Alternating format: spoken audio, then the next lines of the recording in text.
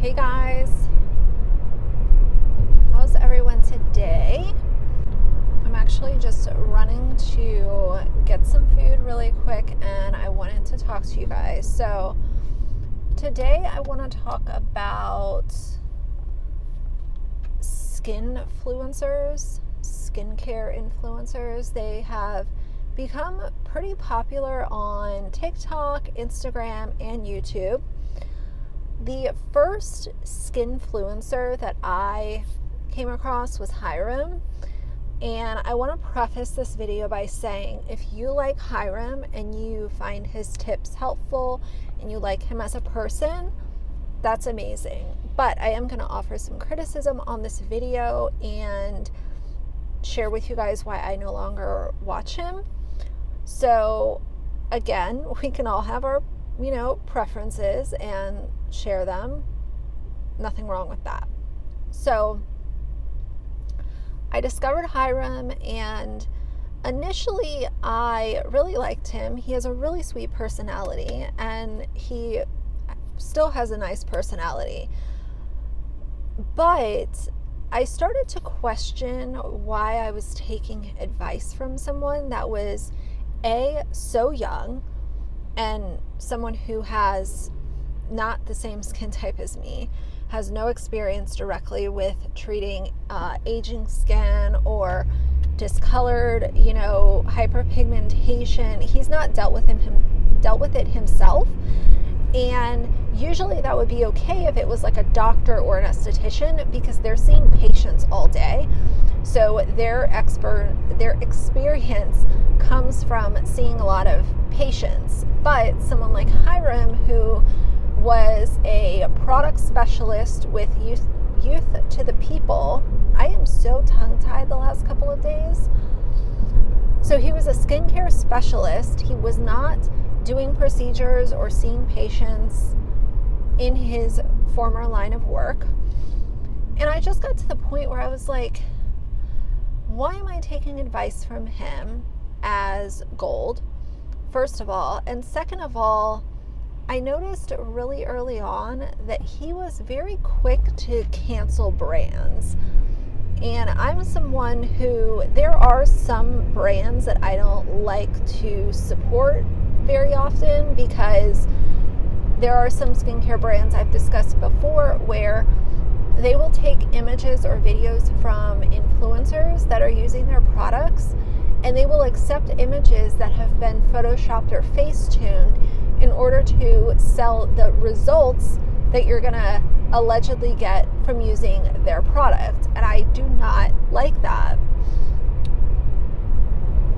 It's one thing if the influencer is going to do it because they're in control of their own content, but if they're going to send that to a brand that sent them, an exfoliator or a serum, in order to exaggerate the results that they got,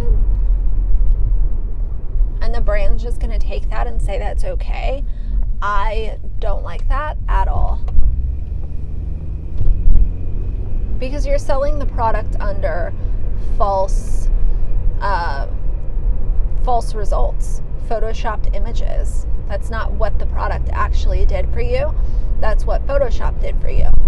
And it's no tea, no shade for people who have imperfect skin, because I do too. But I would never have the audacity to use a product and then make it look like it lightened an acne scar that I have, and then try to sell that as results. I'm sorry, just not how I roll. But during my time of watching Hiram, that was something that I really picked up, in that he would just cancel entire brands, first of all, and second of all, he was so much against fragrance and skincare. Dr. Dre is too, but I feel like Hiram is a little bit more hardcore about it, and just quick to say this product is absolute trash because it has a little bit of fragrance in it. And while I'm not one that loves just overwhelmingly fragranced skincare, I do think that with some products, especially if it's in wash-off form, or if it's like a mask that you're just going to leave on for 20 minutes and then take off, I don't necessarily have a problem with it having a little bit of fragrance. So I know that that's a personal preference, but to me, he had a very, he had this level of like self-importance that I only see once in a while from YouTubers, and a lot of times it is with younger YouTubers that became very popular very quickly, sort of like he did. And I just didn't like it. So as far as Hiram goes, that's, kind of my story with Hiram. Another skinfluencer that I still subscribe to is James Welsh. And I enjoy James a little bit more. I don't know if it's because he's older or if it's because that level of self-importance isn't as strong with James. But I do enjoy him and his content. But the idea of a skinfluencer, I think, is just very interesting, because when I think of seeking out skincare advice, I think of going to a dermatologist or an esthetician. And there are plenty of those on YouTube who are qualified to give the advice. So I guess what I'm trying to say is, I don't want to come off like all skinfluencers are bad, none of them are qualified. Like, I do think that you can get some valuable information from them, but as far as someone acting like they are as qualified as a dermatologist or an esthetician that has gone through years of training, that's where I get turned off. But I'm also at a point where I've watched YouTube for such a long time, and in the beginning I was taking advice from people who were not qualified to give it, and then it sort of hit this pivot where then I started to take advice from influencers, skincare advice from influencers who were clearly getting Botox and fillers done. And I have discussed that a little bit on my channel as well, but if you are getting Botox and fillers, do not sit up on your channel and act like this new serum from, Drunk Elephant is going to just get rid of all the wrinkles and make you look like you're 20 all over again. Because people can tell when you've had fillers and when you've had Botox. And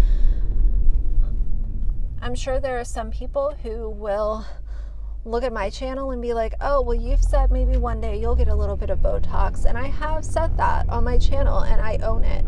Because there will be a day, I don't know when it will be, but I will get some Botox, because I had it done like years ago, just in between my eyebrows, and I loved it. And it helped my confidence, and I felt really good. So there will be a day when that comes. But when that day does come, I would never have the audacity to sit up on my channel and tell you guys, this product is amazing, it will get rid of all of your fine lines. Knowing that I have Botox in my face, like, the audacity of some people, just for the sake of being on the good side of a brand owner or of a brand. It is just so ridiculous to me. It really, really is. So anyway, I did want to share those thoughts with you guys because, and I realize Hiram has some very, very strong stands that will downvote this video, and I don't really care about that. But I guess the point of making this video is more or less just to say, think about who you're taking your skincare advice from, because just because someone has 5 million subscribers on YouTube and is sitting up there giving out advice and product recommendations, doesn't necessarily mean that they're qualified to, and it also doesn't mean that you need to take every piece of advice from them at face value, because at the end of the day, we don't know what these influencers are doing behind the scenes, working with certain brands, what kind of low-key agreements could be being made. Oh, I won't talk bad about your brand, you know, if you send me these like, I don't know. My trust is just so minimal with a lot of these influencers. But I hope that all of it makes sense.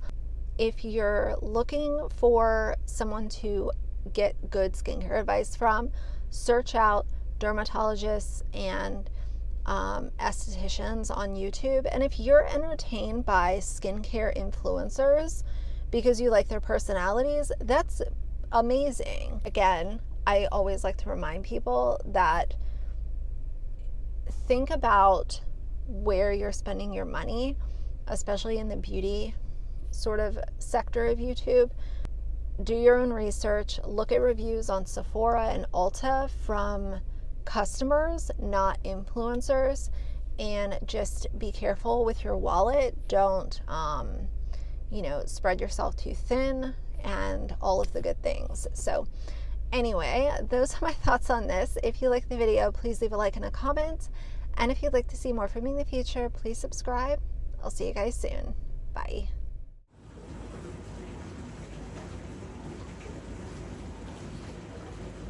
Stay. You stay right there.